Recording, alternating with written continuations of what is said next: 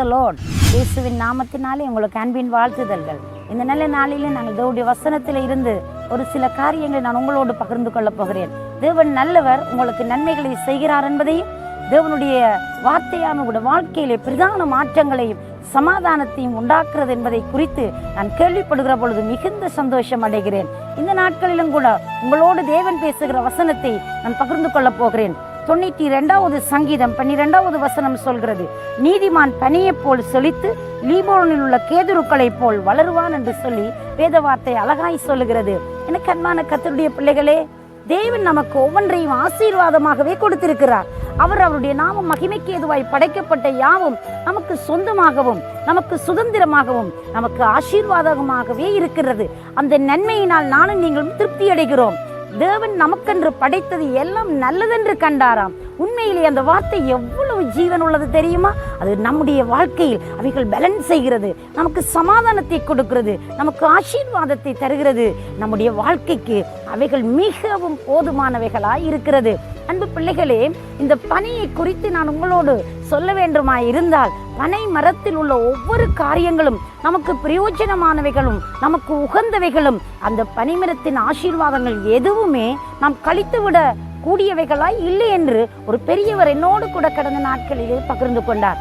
அன்பானவர்களே, நீதிமான் பனியை போல் செழித்தோங்குவார். தேவன் அவ்வளமாக நீதிமானுக்கென்று பிரத்யேகமான ஆசீர்வாதங்களை வைத்திருக்கிறார்.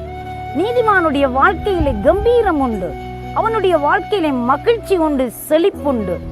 நான் இந்த பனைமரத்தை குறித்து ஒரு பெரியவரிடத்திலே கேட்கிற பொழுது அவர் இவ்வளமாக எனக்கு காரியங்களை கற்றுக் கொடுத்தார்.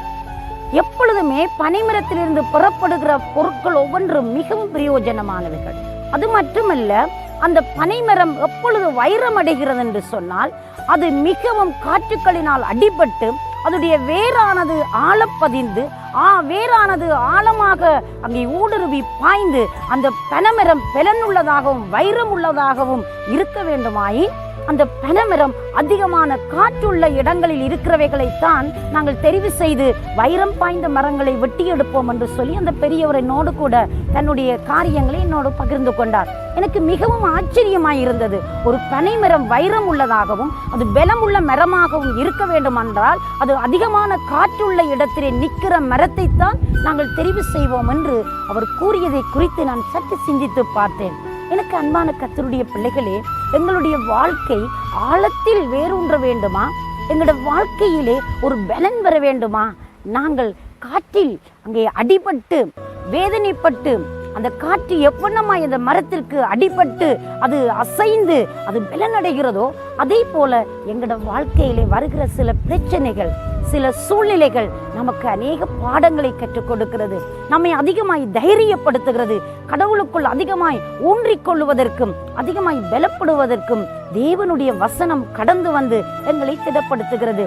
அன்பு பிள்ளைகளே, நம்முடைய வாழ்க்கையில நடக்கிற எதுவும் தேவனுக்கு தெரியாமல் நடப்பது அல்ல. நாங்கள் யோசிக்கலாம், ஐயோ தேவன் எங்களை கைவிட்டாரோ, அந்த படைத்த கடவுள் என்னை மறந்து போய்விட்டாரோ, இவருக்கு கண்கள் இருக்கின்றதா, என்னை கவனிக்கிறதே இல்லையா என்று சொல்லி நாம் கலங்கலாம். நம்முடைய வாழ்க்கையில் நடக்கிற ஒவ்வொன்றும் தேவன் அறிவார். அவர் எல்லாம் கண்காணித்து கொண்டே இருக்கிறார். அவருக்கு முன்பதாக எல்லாம் வெளிச்சமும் வெளியரங்கமுமாய் இருக்கிறதாம். எனக்கு அன்பு பிள்ளைகளே, இந்த நாளிலே நீ ஒருவேளை காற்றில் அடிபட்ட மரத்தை போன்று நீ பலன் கொள்ளத்தக்கதாக தேவன் உங்களோட வாழ்க்கையிலே சில காரியங்களுக்கு அவர் விட்டு வைத்திருக்கிறார், அனுமதி கொடுத்திருக்கிறார். அதனாலே நீ தைரியப்பட போகிறாய். நீ அநேகருக்கு பிரயோஜனம் உள்ள மகனாய் மகளாய் மாறப்போகிறாய். நீ வாழ்க்கையிலே தோற்று போனேன், ஐயோ என் வாழ்க்கையில் ஒரு விடியல் இல்லையே, இது என்னை சாவுக்கு கொண்டு போய் விடுமா, என் வாழ்வு முடிவுக்கு வந்து விடுமா என்று பலவிதமான கேள்விகள் உங்கள் உள்ளத்தில் எழும்பலாம். ஆனால் உங்களுக்கு நான் கொடுக்கிற ஆலோசனை என்ன தெரியுமா? என் தேவன் உங்களை எப்பொழுதும் கைவிடவே மாட்டார்.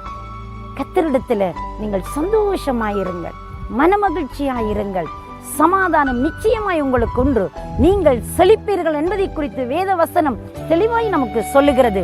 நீதிமான்கள் செழித்தோங்குவார்கள், நீதிமான்களினால் பட்டணம் களிகூரும். எனக்கு அன்பு பிள்ளைகளே, நீங்கள் நீதிமான்களாய் இருக்கிறீர்கள் அல்லவா? இயேசுவின் ரத்தம் உங்களை சுத்தம் பண்ணி இருக்கிறது, சுத்திகரித்து இருக்கிறது, உங்களை தகுதிப்படுத்தி வைத்திருக்கிறது.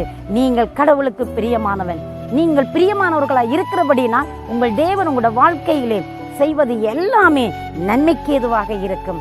அவரை அறியாமல் ஒன்றுமே நடக்கவில்லை. என் வாழ்விலே எது முடியல, ஐயோ இந்த வேதனை, இந்த பாடு, இந்த துக்கம், இந்த வியாதி, இந்த பயங்கரம் என்னை சோர்வுக்குள் ஆக்கி விடுமோ என்று சொல்லி நீ தவித்துக் கொண்டிருக்கலாம். நீ ஆழ வேரூன்றுவதற்கும், நீ அதிகமாய் பற்றி பிடிப்பதற்கும் உன் தேவன் உனக்கு பலன் கொடுக்க மகிமை உள்ளவராயிருக்கிறார். இந்த நாளிலே நிச்சயமாய் இந்த வசனம் உங்களோடு பேசுகிறது, உங்களை தைரியப்படுத்துகிறது. நீங்கள் எதிலே பின்னோக்கி காலை பதித்து விட்டீர்களோ முன்னோக்கி நடக்கும்படியாய் தேவன் உங்களுக்கு தைரியம் கொடுக்கும்படி இந்த நாளில் அவர் உங்களுக்கு உதவி செய்ய போகிறார். நான் உங்களுக்காக மன்றாட போகிறேன். நாம் ஜெபத்திற்கு ஒருமனப்படலாமா? கண்களை மூடுவோமா? ஹல்லேலூயா, ஸ்தோத்திரிக்கிறோம். எங்களை நேசிக்கிற பரிசுத்தம் நிறைந்த நல்ல ஆண்டவரே, இயேசுவின் வல்லமுள்ள நாமத்தினாலே உம்முடைய சமூகத்தில் நாங்கள் உம்மை நோக்கி பார்க்கிறோம். ஆண்டவரே, நீதிமான் பனியை போல செழித்தோங்குவான். ஆண்டவரே, பனை மரம் எவ்வளவு வைரமாய் மாற வேண்டுமாயிருந்தால் அவ்வளவு அது காற்றினால் அடிபட்டு வேறு ஊன்ற ஆழ பாய வேண்டும் என்று நாங்கள் பார்க்கிறோம். அந்த வண்ணமாய் ஆண்டவரே, உம்முடைய பிள்ளைகளுக்கு வரும் துன்பங்கள் அநேகமாய் இருந்தாலும் அவைகள் எல்லாவற்றிலும் இருந்து விடுவிக்கும்படி ஆண்டவரே அவர்களுக்கு உதவி செய்யும்படி உம்முடைய அற்புத கரம் இந்த நாட்களிலே கிரியை செய்ய போதுமானதாய் இருக்கிறது சுவாமி. நீர் உம்முடைய பிள்ளைகள் ஒவ்வொருவருடைய வாழ்விலும் நீர் மகிமையாய் வெற்றி சிறக்க பண்ணும். ஆண்டவரே, உமக்குள்ள பலன் கொள்ளட்டுக்கும், உமக்குள்ள தைரியம் அடையட்டுக்கும், உம்முடைய பிள்ளைகள் முன்னோக்கி செல்லட்டுக்கும். உம்முடைய பலத்த கரம் அவர்களை தொடர்ந்து தாங்கும்படி நாங்கள் செபிக்கிறோம். தூய ஆவியானவர் நீர் ஆளுகை செய்யும், வழிநடத்தும், காத்துக்கொள்ளும். இயேசுவின் நாமத்தில் செபிக்கிறேன் என் ஜீவனுள்ள நல்ல பிதாவே. ஆமேன், ஆமேன். தேவன் தாமே நிச்சயமாய் உங்களை ஆசீர்வதித்து கனம் பண்ணுவாராக.